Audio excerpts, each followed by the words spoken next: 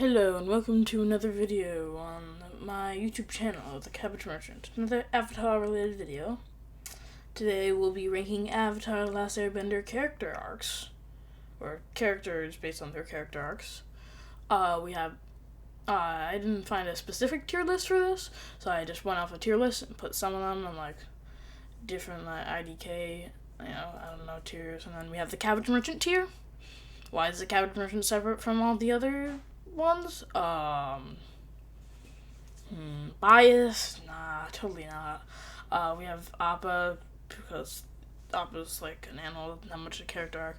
Coda, because we don't see him much throughout the show. And these, like, Emperor Island twin sisters, she's like, I don't know about them. Long Fang never really has any character change because he never learns anything. Same with Ozai. And then there's Melon Lord, which is not an actual character. And there's Momo, it's an animal. The Boulder, we don't see him that much. Long Dong, we don't see him that much. And some reason why there are two Zuko's. So don't worry, there's another Zuko down here that we're gonna use. I'm not just exiling Zuko, because, Let's start off, we have Aang, the tier of S. We also have SS up here. Aang's character arc is about growing up. Aang has to learn how to be more mature and follow his responsibilities. At the start of the show, he acts like a little kid because he is a little kid, but by the end of the show, he acts more like an adult, even though he's not, because the world needs him to be an adult. I really like his character arc because Aang has to learn that sometimes you have to do things for other people or the world, even though it wouldn't be best for yourself. He has to learn to make sacrifices because being an avatar takes a lot of sacrifices, and in some ways he doesn't sacrifice everything. Like, Aang is still a quote-unquote pacifist, even though he's taken some lives, but still retains his identity and learns to still fit in what the world needs, and I really respect that fact about Aang. Azula, B tier. Okay, Azula de B tier. I like how Azula starts off being like the perfect princess and wanting to become the Fire Lord, but then turns into a disheveled mess and becomes crazy and will do anything to get what she wants. She starts like so well composed, but by the end of the show, it's just not well put together. The main real criticism of her character arc is that she goes downhill so fast. We only really have the handful of episodes to show her going downhill mentally. Other words, like, it was good character arc. It just felt so speedy and like it was rushed. Which probably was, just like this video when I'm talking right now, because I'm talking fast, because there's actually a lot of script in this video. I'm wasting that time. This video is probably going to be long, so that's why I'm talking faster, because I make the video shorter, and I don't want the video to be too long. Okay, I'm wasting time. Earth King C tier, the character arc, with a rather short one. The Earth King was the first time we see him and does not know about the war, and is very trusting of his advisors. But the last time we see him, he realizes there's a war going on, becomes more aware of the situation, feels like a bit of a short and average character arc. It's just okay. Iroh, A tier. Iroh's character arc happens before the show starts. It's just, goodness. No, I'm gonna change this to S tier. I had A tier in the script, but no, I think S tier. S tier below, no, even above A. S tier. S tier, yeah, S tier. Okay. Yeah, at the beginning of this character arc, Iroh's a war general next in line for the Fire Nation throne. But at the end of his character arc, he's a trusting man and a great father figure to his nephew's life. The breaking point of his character arc was when the son of Liu Ten died. It really changed him a lot. At least it changed him for the better. I really like this character arc because I just like the current version of Iroh, And if we had old Iroh, then I wouldn't like him as much. Very cool guy. Jet, A tier. Jetaday. Okay, this will sound weird out of context, but I like how Jet's parents died and he lost everyone he knew and loved to the Fire Nation. It creates a good backstory. Someone's whole family dying creates a good character arc. Maybe we could recreate that.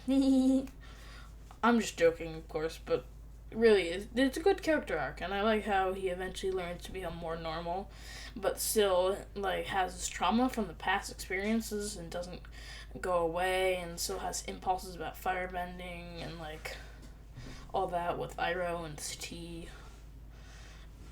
Katatara, Essa de tier. I like Katara. Low S tier, though. I like S tier.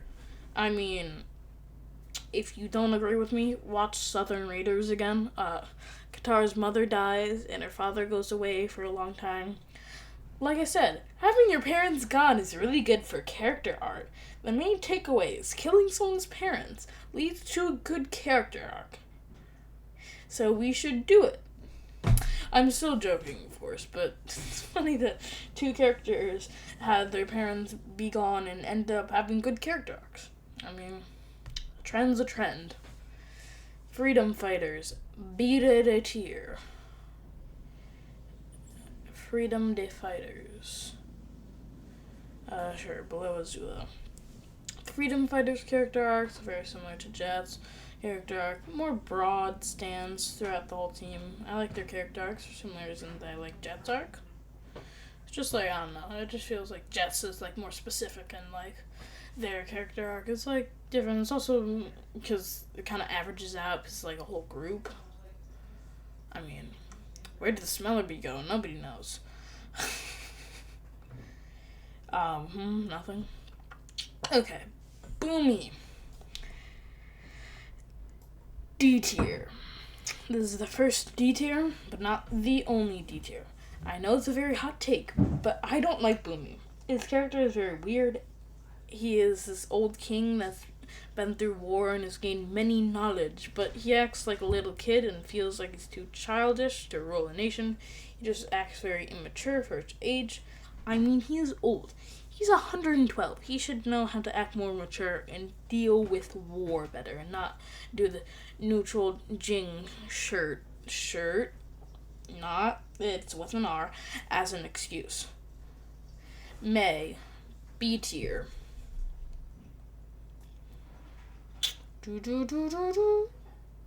Right there. She gets away from her wrong one. It's a character arc. She betrays Azula, so I like her relationship with Zuko. Also, I like how she becomes less emo. Finally, I like how she becomes less evil. Evil and emo, you know. Alliteration. Sokka. Essa de tier. Honestly, above Katara. Yeah, the better of the two siblings, character arcs wise. I like his character and how he learns how to become a man and what it means. Also, I like how he learns not to be sexist and a woman can do stuff other than just sew pants and care for their family. Also, I like that he gains approval of his father in a good way, not like Zuko, just if you know what I mean. And he can learn to treat his sister good. Suki, C tier. Okay, above the Earth King. Honestly, she doesn't have much of a character arc, and the character arc she already exists is pretty basic. How many character? Yeah, she learns to be curious and see the world, and turns out there's a whole life outside of Kyoshi Island and Kyoshi Warriors, and she wants love. And Sokka. Nope, no. Okay, moving on. Toph, B tier. I'm moving this one. I put this in the script, but I honestly wrote the script pretty quickly. I think it deserves A tier. I like Toph. That's totally new opinion. No. That's one of my not hot takes. She gets away from her nobility and becomes rogue and learns to be a earth bending master, and she learns a metal bending. I also like that she created metal bending police force to protect Republic City. And finally, I like that she moved to the swamp to get connected to the world, and she's old and so grouchy. So in this case, I like that she didn't have much of a character arc, it's weird saying that it's a good character arc because he didn't have much of a character arc. It's like, But I like Toph. I just think Toph, she's getting extra points for that. Ty Lee, B tier. I would say above May because I like her better because Ty Lee's not emo. Being emo is bad. Emo is cringe. Their character arc is pretty similar to May's character arc and how they portray Zula. Also, I like that she was born as part of a matching set with 6 other identical siblings, which means her mom probably had identical septuplets, which is very rare and very amazing. I don't know how that is possible. Yeah. Zhao. D tier. This also might be a bit of a hot take, like my other D tier character arc.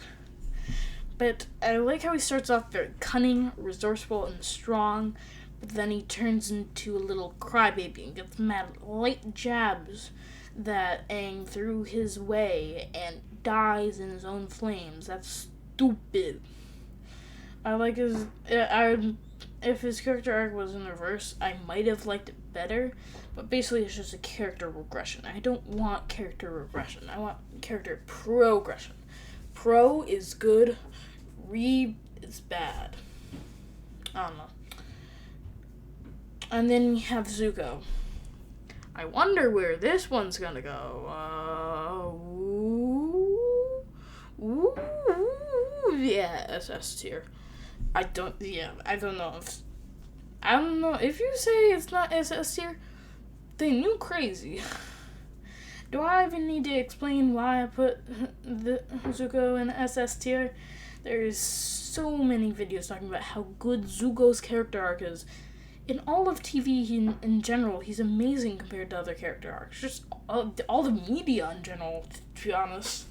I can make a whole video on how Zuko's character arc is so good and go into every single detail. A brief summary of his character arc starts off when he's a child, respecting his father and wanting to be like his father and to be better than his sister and become Fire Lord. Then he gets burned by his father. I know, who could have seen that coming?